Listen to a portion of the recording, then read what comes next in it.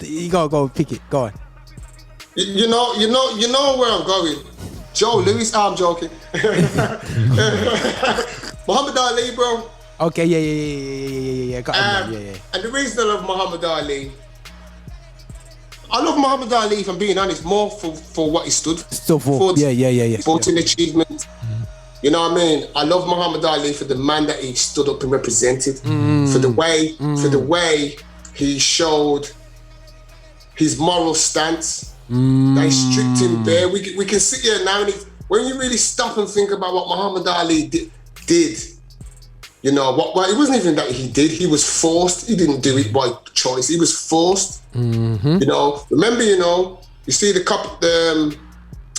when Kaepernick took the knee and everybody, oh, how dare he? He's disgraced the flag and where. Muhammad Ali was that geezer back then. Yeah. How dare he? Yeah. How dare he not go and fight for this country? How dare he not do this? How dare he? Yeah? But like he said, why am I going to a country to kill innocent people and they've never done nothing to me? You understand? And that's always resonated with me from I was a youth. And I've always said this when we go to school and they say, oh, have you ever considered a career in the army? Born the army, brethren. Yeah. Born the army, brethren. Yeah. And I don't know those silly people to phone up and say, well, if my granddad didn't fight for the war for you, you didn't fight in the war for me, fam. Bro, I'll tell you that for free, bro. You didn't fight in the war for me. And first of all, let's get it right.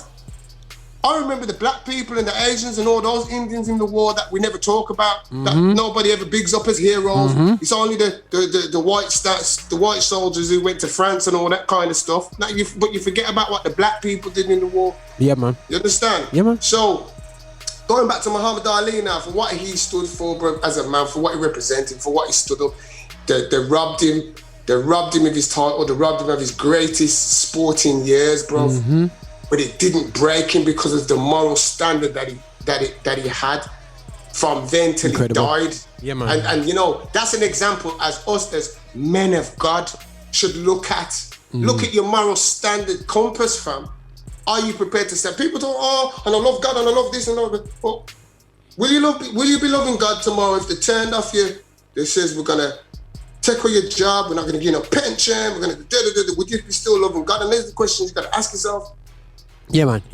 Yeah. These are the questions you got to ask yourself. You know, would you be prepared when you look at little Rogers there's hungry and your missus is saying, Roger, we've got no food. I'm not going to war, love. Yeah, man. I will find food for my kids, love. Yeah, man. I'm not going. And that's why I write Muhammad Ali. And then when the world caught up, because remember, it was public enemy number one. And then it went full circle, 360. We'd say as Christians, the power of God. Muhammad Ali will say the power of Allah. Yeah, man. But whatever, it changed.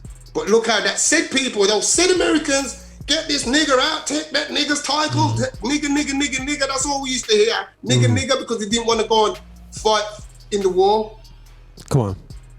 And that's why, when BBC, this is what we're talking about, heroes, fam.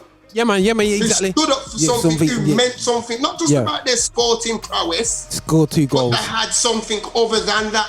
Come on. And I'm still waiting for you to explain to me what Sean Wright Phillips brings to the table.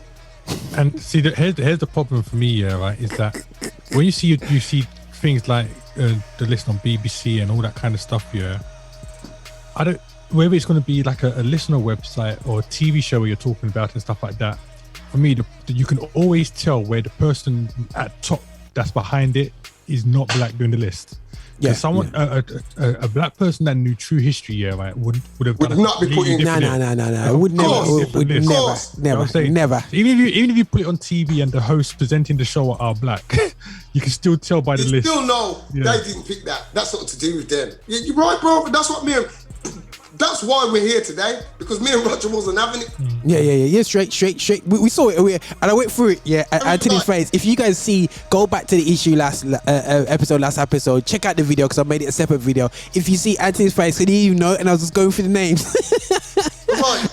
Well, the thing is, Sean Wright Phillips here, right? I don't even think of him as a footballer until somebody mentions his name. He didn't have an impact on the sport for me to be like. Yeah. Exactly, bro. Yeah. Exactly, bro. why, how he got into that list. How he got into that list before. There's about 50. There's about 100 ballers before him, bro. There's 100 ballers. Yeah, there's 100. How did he get in that list before Andrew Cole? Yeah. Dwight York and all them, man. Yeah. That's all I've got to say.